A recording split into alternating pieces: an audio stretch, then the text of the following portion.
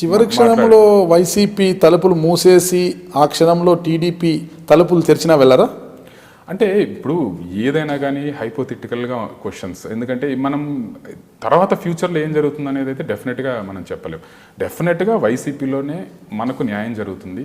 ఎందుకంటే వైసీపీలోనే గెలవాలి, గెలిస్తే బాగుంటుంది. మళ్ళీ తరచూ పార్టీలు మారడం కూడా కరెక్ట్ కాదు. మనం ఒక పార్టీకి వచ్చాం, మంచో చెడో, ఆ పార్టీలో మనకు ఇబ్బందులు ఎదురవుతున్నమాట వాస్తవమే.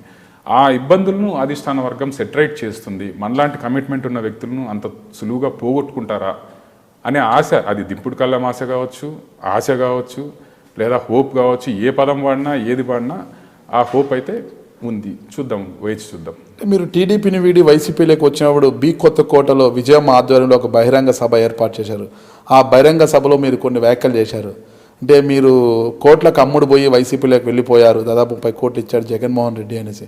అంటే నేను కోట్లు తీసుకున్నానని ఆరోపిస్తున్నారు. ఆనాడు చంద్రబాబు నాయుడు మొత్తం వైస్రాయ్ హోటల్లో ఎన్టీఆర్ని కూలదోయడానికి ఎన్ని కోట్లు ఇచ్చారు ఎమ్మెల్యేలకి, ఏం పరిస్థితి అన్నది చాలా విమర్శలు, చంద్రబాబు నాయుడు మీద సూటిగా చాలా విమర్శలు చేశారు మీరు.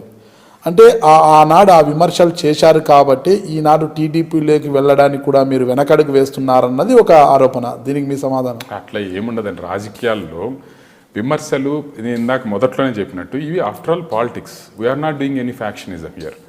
అంటే రాజకీయాల్లో అభిప్రాయ భేదాలు, విమర్శించుకోవడాలు, ప్రతి విమర్శలు ఇవి చాలా సహజంగా ఉంటాయి. ఆ రోజు మీరు చేసిన సన్న విమర్శలు, చాలా ఘాటైన విమర్శలు చేశారు చంద్రబాబు నాయుడు. ఏకంగా బాణం ఎక్కువ పెట్టారు ఆ రోజు ఇప్పుడు గారి బహిరంగ సభలో. అవును, ఆ రోజు ఇప్పుడు నేను 30 ఎవరికైనా బాధ అనిపిస్తుంది.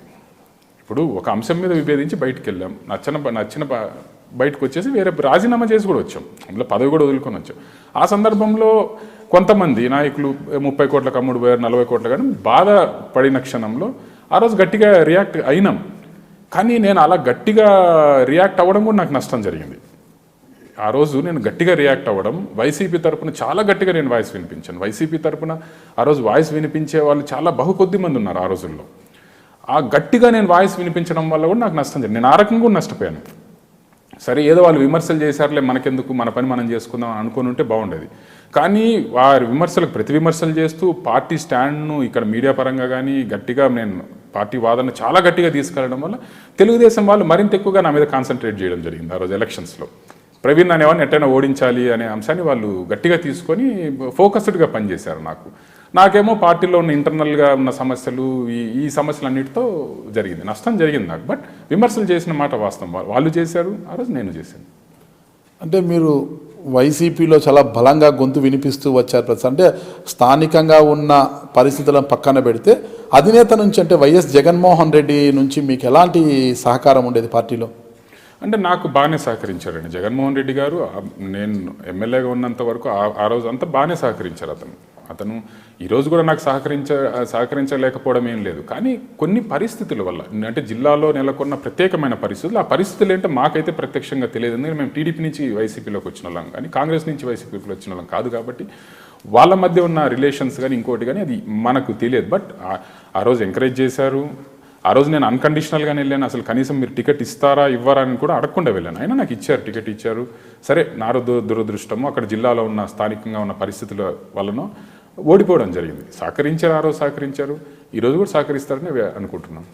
జనసేన వైపు ఏమైనా చూస్తున్నారు? పవన్ కళ్యాణ్ ఏర్పాటు చేసిన జనసేన వైపు ఏమైనా చూస్తున్నారు? ఏం లేదండి, అసలు ఇప్పుడు ఇందాక నేను చెప్పినట్టు ఒక నిర్ణయం తీసుకొని ముందుకెళ్లే పరిస్థితి ఇప్పుడు లేదు. ఇప్పుడు ఏమైనా మీరు ఇందాక అన్నట్టు సాధ్యమైనంత వరకు ప్రజలతో ఉండడం, ప్రజలతో సమస్యల కోసం ఉండడం, ప్రజలకు అందుబాటులో ఉండడం, ప్రజలు ఏదైనా సమస్య మీద వస్తే ఒక ఎక్స్ఎమ్మెల్యే హోదాలో ఏదైనా అధికారులతో మాట్లాడడం, వాళ్ళ సమస్యలను పరిష్కరించే ప్రయత్నం చేయడం, ఇదే లక్ష్యంగా ముందుకెళ్లాలని అనుకుంటున్నాను. తర్వాత దశలో ఏం జరుగుతుంది? ఇంతకుముందు మీరే అన్నారు ప్రజలకు సేవ చేయాలంటే రాజకీయాల్లో ఉండాలి, అలాగే రాజకీయాల్లో ఉండాలంటే ఏదో ఒక పార్టీలో ఉండాలి అనేసి.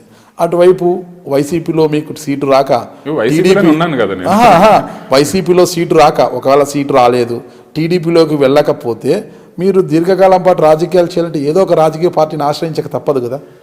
తప్పదు, కానీ చూద్దాం. అంటే ఇప్పుడు ఉన్నాయి మనకు 2 పార్టీలు, తెలుగుదేశం పార్టీ, వైసీపీ పార్టీ, 2 పార్టీలు ఉన్నాయి. మూడో పార్టీ జనసేన వస్తుంది, మీరు మర్చిపోతున్నట్టున్నారు జనసేనని. జనసేన నేను అనుకోవడం అంత అంటే పూర్తిగా రాజకీయ పార్టీగా దాన్ని మలచగలుగుతారని అయితే నేనైతే అనుకోవట్లేదు. చూద్దాం, లెటస్ వాళ్ళు ఎలా ఏ వ్యూహాలతో వస్తారో ఎలా వస్తారో తెలియదు కాబట్టి డెఫినెట్గా ఇప్పుడు ఎవరు రాజకీయాల్లోకి వచ్చినా ఎవరు ముందుకు వచ్చినా మేము డెఫినెట్గా వాళ్ళను మనం అంటే ఎంకరేజ్ అంటే మేము ఆ పార్టీలో చేరి ఎంకరేజ్ చేయకపోయినా మనం ఆహ్వానించాలి.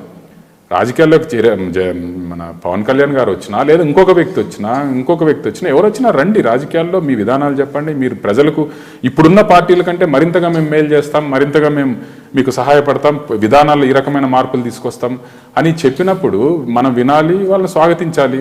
ప్రజలు అల్టిమేట్గా డెసిషన్ తీసుకుంటారు. సో ఎవరు పార్టీలు పెట్టినా కూడా దాన్ని అందులో యంగ్స్టర్స్ పెడితే డెఫినెట్గా ఎవరైనా ఎంకరేజ్ చేస్తారు. అది జగన్మోహన్ రెడ్డి గారు కావచ్చు, ఇంకోరు కావచ్చు, లేకపోతే లోకేష్ గారు రాజకీయాల్లోకి వచ్చినా, పవన్ కళ్యాణ్ గారు రాజకీయాల్లోకి వచ్చినా, అంటే యువత రాజకీయాల్లోకి రావడం అనేది ఎప్పుడు అవసరం అండి. యువత రాజకీయాల్లోకి రావడం మంచిదే, ఎందుకంటే ఎవరు వచ్చినా కూడా వాళ్ళని ఎంకరేజ్ చేయాలి. వాళ్ళ విధానాలు వాళ్ళు ఒక సమస్య పట్ల ఆలోచన చేసే విధానం కూడా కొంచెం ట్రెడిషనల్ కంటే కూడా డిఫరెంట్గా ఉంటుంది, కాంటెంపరీగా ఉంటుంది. కాబట్టి వాళ్ళను స్వాగతించవచ్చు. అంత మాత్రాన వాళ్ళు నా పార్టీలో మేము చేరుతామనో లేదా రాజకీయాలు చేస్తామనేది కాదు. తంబలపల్లి లాంటి కరువు పీడిత ప్రాంతమైన నియోజకవర్గంలో రాడికల్స్ ఉద్యమాలు ఎన్నో చూశారు మీరు. ఇప్పుడు అన్నారు భూముల కోసమే, భుక్తి కోసమే నక్సలిజం అనేది ఏర్పడుతుంది అనేసి.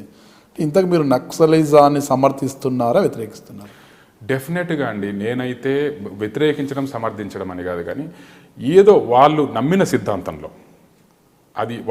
సిద్ధాంతంలో చాలా బలం ఉంది కాబట్టి, చాలా బలంగా విశ్వసిస్తున్నారు కాబట్టి, ఆ సిద్ధాంతం మంచా రైటా చెడు అని డిస్కస్ చేసే అంత ఇది నాకు లేదు. కానీ బట్ వాళ్ళు నమ్మిన సిద్ధాంతంలో ఒక బలం ఉంది,